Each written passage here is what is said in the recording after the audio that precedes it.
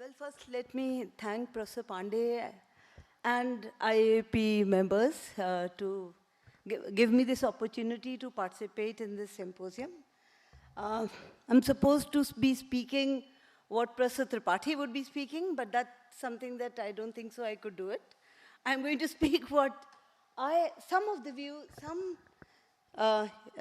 doing applied social psychology for some time, I would like to talk about, these would be basically my reflections, but at the same time, trying to give you a glimpse of the direction in which applied social psychology is going in India. Can I begin with this? Okay. So let me begin by saying that social psychology in India has deep social roots. And this is a paper that Professor Pandey and me wrote some back in 2005.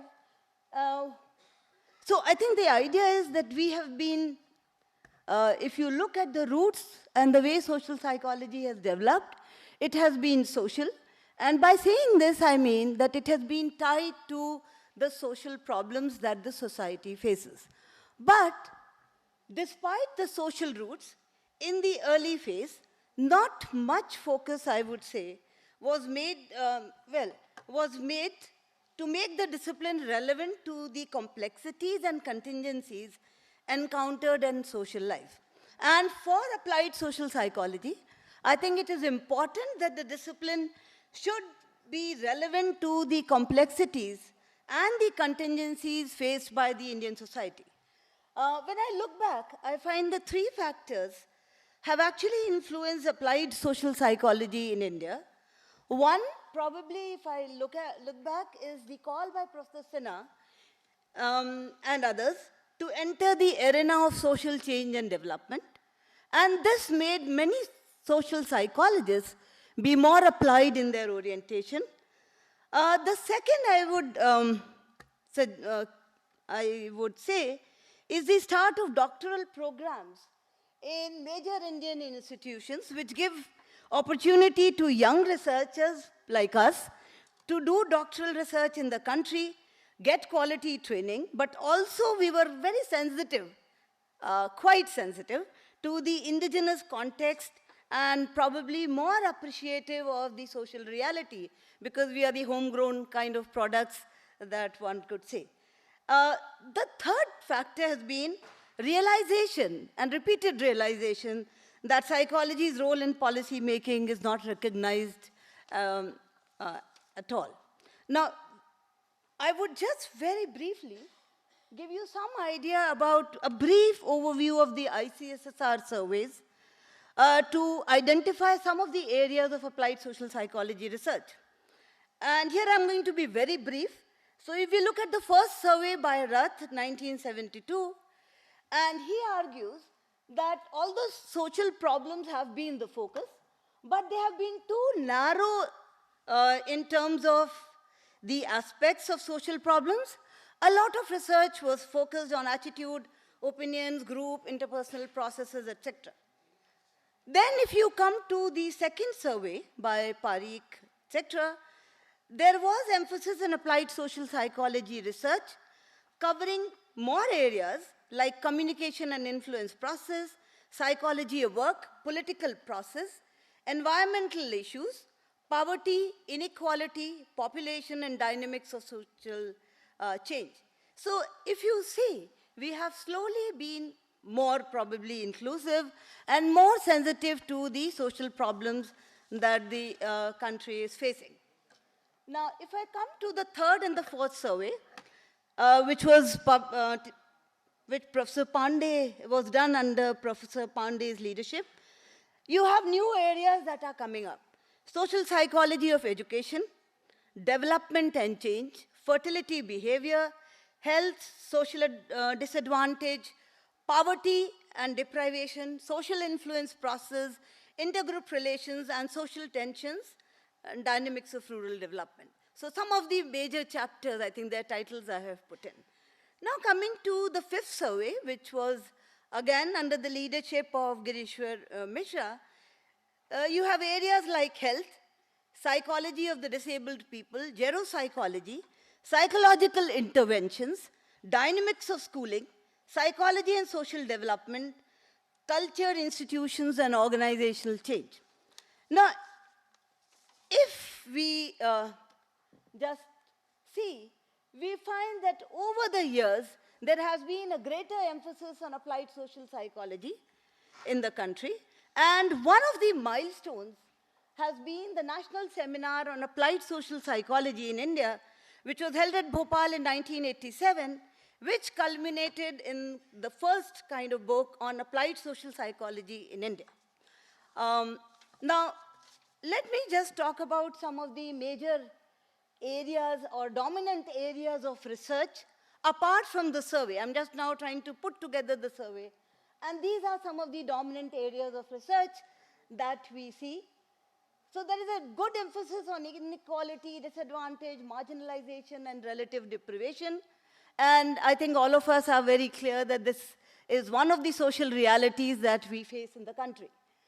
Then justice, social conflict, and harmony, again, has been a major theme, a dominant theme of research. Related to it, stigmatization, exclusion, development, and change is another major thrust area. And again, that if I think all of us who are from India do appreciate that it emanates from the social reality, the caste system, and other kind of systems that we have. Gender is another major issue. And gender, domestic violence, sexual harassment is another very broad theme that one can recognize as we see the major dominant areas. Immigration and challenges, I think, including migration, and I think this is a very major issue. And again, I would identify it as the thrust area of applied social psychology. Environment and behavior has been traditionally, and even today, it's another major thrust area. Health and well-being, but recently we see a lot of work coming up. Well, if not a lot, very significant work coming up in political psychology, issues of identity and collective participation. So very briefly, if I just put together, these are the key dominant areas that I would like to identify. Okay, now that I have identified the area, I think the question that comes forth is, has applied social psychology contributed towards human and social conditions of people? And here I think I do have some reservations. Although a lot of knowledge has been generated through the research, but this has not been translated on the ground. And I come back to the earlier point that so applied social psychology, or for that matter, psychology itself, has not found a place in policy. And the next slide, I would like to talk about how the kind of applied social psychology that we do could be relevant to policy perspectives. So if you see the relationship between research and policy, it's not a very straightforward relationship. I think this is at the outset that one needs to accept. The research much of the research, if we see that we do in applied social psychology, may not be policy relevant. It may be good research, but may not be policy relevant. Also, I think another problem that I see is lack of access to research data analysis for both researchers and policymakers. So there is very less dissemination of research, data, etc. Also, many of us, as researchers, have very poor policy comprehension, both the policy process and how research might be relevant to the process. Another, I think, is that very ineffective communication by researchers of their work. This is related to my earlier point of dissemination. And because of this ineffective communication, all the good research that we may be doing has not translated into improving the quality of lives of people. There's also a kind of a societal disconnect of both researchers and decision makers from those who the research is about or intended for, to the extent that effective implementation is not taking place. So let me just quickly move to the way forward. So I think what we need to do is, although we have been very vast in the areas that we have covered, but we need to increase the relevance of applied social psychology. And for this, we need to move from being insular to multidisciplinary, because it is this multidisciplinarity which will allow us to grasp the social reality. Of course, a lot of applied social psychologists as well as social psychologists have been shying from systemic and structural variables. And unless we take those systemic and structural variables in our research and analysis, we would not be relevant to the social problems which are emanating from the Indian society. And a third major thing is familiarity with policy documents, reports, data that facilitate understanding. Because if we are not aware of what are the needs of the policy, even though we do good applied psychology research, it will not translate into policy relevant research, or also not translate to improving the lives of people. I'll stop here, and I would invite Professor. Okay, I think, sorry.